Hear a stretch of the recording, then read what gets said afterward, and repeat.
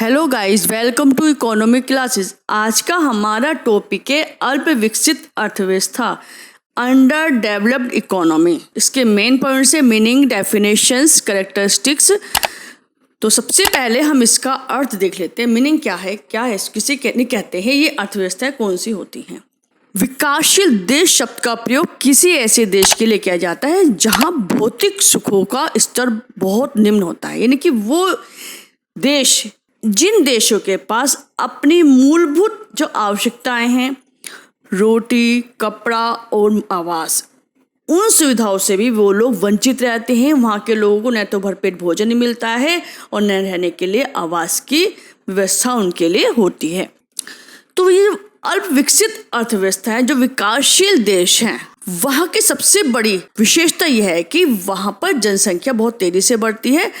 इसी वजह से वो लोग अपनी आवश्यक जो जीवन के लिए जीने की वस्तुएं हैं उनको भी वो प्राप्त नहीं कर पाते हैं। तो इनकी आती है परिभाषा। क्या क्या दी गई, बहुत सारी परिभाषाएं दी गई हैं। तो हमारे एक प्रोफेसर सिंगर रहे हैं, उन्होंने कहा है, इसकी परिभाषा देने के प्रयास करने के लिए कहा है कि समय और शक्ति को खर्च करना। यदि आप इनकी कोई परिभाषा देखते हो, उनका मत है कि एक अल्पविकसित देश जिराफ की भांति होता है, जिसका वर्णन करना कठिन है, लेकिन जब हम उसे देखते हैं तो समझ जाते हैं। यानी कि जिस तरह से जिराफ जो होता है बहुत लंबा चौड़ा होता है, लेकिन जब तक देखते हैं तब तक नहीं समझ पाते किस तरह का जो एक पशु है। लेकिन ऐसे ही अल्प विकसित कंट्रीज हैं जिनको हम बता नहीं सकते कि उनके यहाँ क्या क्या कमी होती है, किस किस चीज़ की कमी है, किसके कारण से वो देश अभी तक अल्प विकसित देश कहलाते हैं। तो भारतीय योजना आयोग ने अल्प विकसित देश किसे कहते हैं उसकी परिभाषा देते हुए बताया है कि अल्प विकसित देश वह है जिसमें एक और अधिक या कम अंश में मानव की शक्ति बेकार हो तथा दूसरी ओर प्राकृतिक साधनों का पूर्ण शोषण नहीं हुआ हो। यानी कि कहने का मतलब है कि जिसमें यदि बहुत ज़्यादा पॉपुलेशन है तो वो बहुत ज़्यादा पॉपुलेशन बेकार है, उनको कोई रोजगार नहीं है, और दूसरी ओर वहाँ जो प्राकृतिक साधन तो बहुत ज़्यादा मात्रा में, लेकिन वो सही ढंग से उनका यूज़ नहीं किया जा रहा है। उनको जो तरीका है किस तरह से उनको काम में लाया जा सकता है, ज़्यादा से ज़्यादा उनको यूज़ करके, उन चीज़ों का ज्ञान उनको नहीं है। अब आता है प्रोफेसर यूजीन स्टॉले की डेफिनेशन। उन्होंने क्या परिभाषा दी है, उन्होंने बताया है कि अल्प विकसित देशों में विस्तृत गरीबी की दशा पाई जाती है, जो किसी अस्थायी दुर्भाग्य का परिणाम नहीं होती, बल्कि यह स्थायी रूप धारण कर लेती है। कहने का मतलब है कि बहुत ज़्यादा गरीबी की दशा पाई जाती है, और ये किसी दुर्भाग्य नहीं है कि उनको दुर्भाग्य गरीबी है ना, लेकिन वो जन्मजात गरीब है और वो आगे भी गरीब रहते हैं। एक स्थायी उनकी दशा बन जाती है कि वो गरीब हैं तो गरीब ही रहेंगे। कारण क्या है, वहाँ पर उत्पादन के तरीके और सामाजिक संगठन बहुत पुराना होता है। गरीबी पूर्ण ही है, प्राकृतिक साधनों की कमी के कारण नहीं होती। उन तरीकों से उनको दूर किया जा सकता है जिन तरीकों को यूज़ करके जो विकसित देश हैं आगे बढ़े हैं, लेकिन उत्पादन की पुरानी विधियों का यूज़ करते हैं। प्राकृतिक साधनों का अभाव है, इनमें अन्य आवश्यक जो तत्व हैं उनकी उपेक्षा भी की गई है।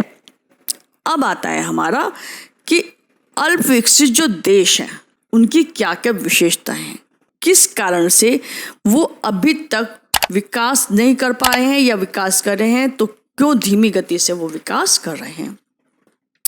फर्स्ट पॉइंट हमारा जनसंख्या की तीव्र वृद्धि। ये बात बिल्कुल ठीक है, जो अल्प विकसित कंट्रीज हैं, विकासशील देश हैं, उनमें जनसंख्या बहुत तेजी से बढ़ती है। यह जनसंख्या की जो दर है वो 2% से लेकर 2.5% तक होती है, जिसकी वजह से वो बीमार रहते हैं, गरीब रहते हैं, और वहाँ पे क्या है, जन्म दर तो ज़्यादा होती है लेकिन मृत्यु दर कम होती है, क्योंकि चिकित्सा सुविधाओं को वहाँ पर बहुत ज़्यादा अभाव होता है। कहने का मतलब है कि वही जो बात हमने बताई थी, वो जो ज़रूरत की चीज़ें हैं उनको अभी वो मुहैया नहीं करा पाते अपने देश के लोगों को। मतलब रोटी, कपड़ा, मकान, इन सब की दिक्कत उनके सामने रहती है। अब आता है नेक्स्ट पॉइंट हमारा बेरोजगारी।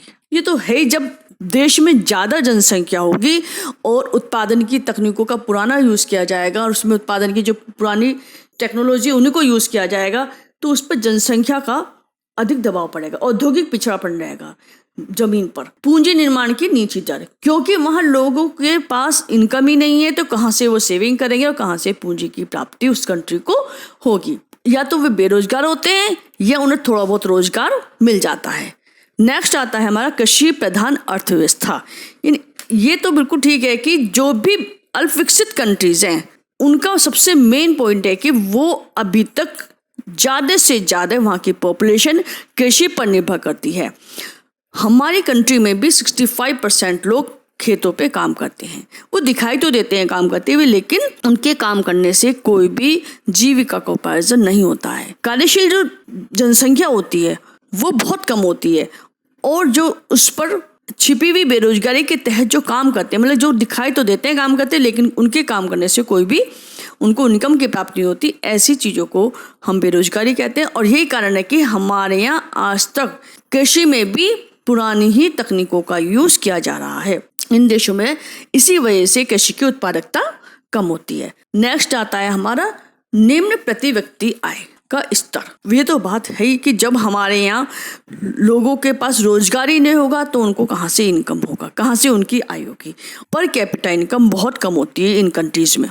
प्रति व्यक्ति आय के निम्न होने का कारण एक तो क्या है, यहाँ पर बहुत ज़्यादा अशिक्षा की है, बहुत ज़्यादा लोग शिक्षित नहीं है, लोगों का रहन सहन का स्तर बहुत नीचा है, भोजन भी उनको पौष्टिक नहीं मिल पाता है, रहने की आवास की सुविधाओं का भी यहाँ पे बहुत कमी है।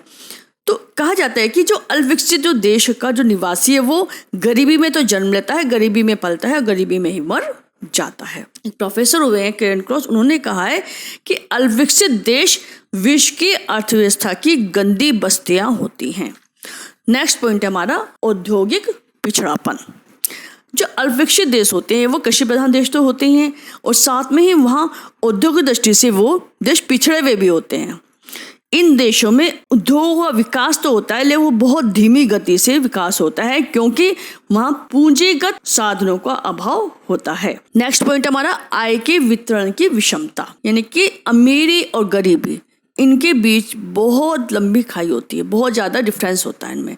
अमीर तो अमीर होते चले जाते हैं और गरीब वर्ग गरीब होता चला जाता है, क्योंकि जो धन है वो कुछ लोगों के हाथों तक ही सीमित रह जाता है, और जनसंख्या का जो बहुत बड़ा भाग है उसके पास तो अपनी ज़रूरत की आवश्यकताओं की वस्तुओं के लिए भी धन नहीं होता है, पैसा नहीं होता है। अब आता है हमारा आश्रितों की संख्या। ये सबसे बड़ा पॉइंट है कि विकसित कंट्रियों की अपेक्षा विकासशील कंट्रियों में जो आश्रित लोग हैं, जो डिपेंडेंट लोग हैं, वो बहुत ज़्यादा होते हैं, यानी कि बच्चे और बूढ़ों की संख्या बहुत ज़्यादा होती है। दोनों ही जो हैं किसी भी तरह से इनकम बढ़ाने में परिवार की हेल्प नहीं कर पाते। बच्चे तो बच्चे ही होते हैं, और बूढ़े व्यक्ति जब हो जाते हैं तब उनकी कार्यशील क्षमता कम हो जाती है। तो डिपेंडेंट होने की वजह से एक घर का अकेला मेंबर सब लोगों का ढंग से जीवन यापन नहीं करा पाता है। फिर नेक्स्ट आता है हमारे रीति रिवाजों की प्रधानता। हमारे यहाँ जो अल्पविकसित कंट्रीज हैं वहाँ सामाजिक रीति रिवाज और रूढ़िवादिता बहुत ज़्यादा होती है। बहुत ज़्यादा लोग भाग्य पे विश्वास करते हैं, और लोगों को क्या होता है वहाँ पे बहुत सारी ऐसी अंधविश्वास फैले पड़े हैं कि जिसकी वजह से चाहते हुए भी कि वो कम खर्चा करें इन जो परंपराएं उन पर, लेकिन वो समाज में रह के उन परंपराओं पर अपनी कैपेसिटी से ज़्यादा खर्च करते हैं। एक तो अंधविश्वास है जो उनके कार्य करने की इच्छा को कमजोर कर देता है। और हमारे यहाँ जो होता है, हमारे भारत देश में भी ऐसा ही है और कंट्रीज में भी ऐसा ही है कि पुरुषों की अपेक्षा स्त्रियों का स्थान बहुत नीचा होता है। जो समाज में जो प्रथाएं चली आई हैं कि संयुक्त परिवार प्रथा है, और जो स्त्रियों को ना पढ़ाने की प्रथा है, लड़कियों को ना पढ़ाने की प्रथा है, ये बहुत ज़्यादा दिक्कत करती है। अब नेक्स्ट पॉइंट आता है हमारा साक्षरता की कमी। ये बात है कि हमारी कंट्रीज है, चाहे जो भी कंट्री हैं, जो भी विकासशील कंट्रीज हैं, जो अविकसित कंट्रीज हैं, वहाँ पर एजुकेशन की बहुत कमी होती है। वहाँ लोग के अंदर शिक्षा को प्राप्त करने की जो चाह है वो बहुत कम होती है। अशिक्षित लोग जो होते हैं वो किसी भी चीज़ों को सही ढंग से समझ पाने में की कोशिश भी नहीं करते हैं। पुरानी टेक्नोलॉजी का ही वो यूज़ करते रहते हैं। अपने यहाँ किसी भी चीज़ से वो ऊपर उठना नहीं चाहते हैं। कहते हैं कि यदि परिवार में सभी लोग पढ़े लिखे हैं तो वो परिस्थितियों को अच्छी तरह से एडजस्टमेंट कर लेते हैं। नेक्स्ट आता है हमारा ग्रामीण जनसंख्या की अधिकता। इन कंट्रीज में गांव में बहुत ज़्यादा लोगों का रहते हैं। वो गांव से बाहर निकलने की, अपने उस एरिया से बाहर निकलने की कोशिश ही नहीं करते और वहीं पर रहकर अपनी छोटी सी इनकम में गुजारा करने की कोशिश करते हैं। बाहर निकलकर वही देखें कि कितना ज़्यादा विकास हो चुका है, कितना ज़्यादा हम विकसित हो सकते हैं, अपनी चीज़ों को आगे बढ़ा सकते हैं, शिक्षा की प्राप्ति कर सकते हैं, चिकित्सा सुविधाओं को ले सकते हैं। क्योंकि ग्रामीण जो होते हैं, क्षेत्र होते हैं, वहाँ पे सब चीज़ों की सुविधाएं नहीं मिल पाती हैं, सब कुछ नहीं होता है। कहने का मतलब है कि जो कंट्रीज़ होती हैं, जो विकासशील कंट्रीज़ हैं, वहाँ पे हर तरह की जो सुविधाएं होती हैं वो लोगों के पास तक नहीं पहुँच पाती हैं। बेरोजगारी भी होती है, कम होती, बेरोजगारी तो होती है बहुत ज़्यादा। वहाँ पर लोगों के लिए पास बैंकों की सुविधा भी नहीं होती है, लोगों की शिक्षा का स्तर भी बहुत नीचा होता है, सामाजिक ढांचा भी बहुत ज़्यादा उनका कठोर होता है कि इन चीज़ों को मानना ही मानना है। इस वजह से ये कंट्री आज भी विकसित कंट्रियों के साथ खड़े होने में असमर्थ है।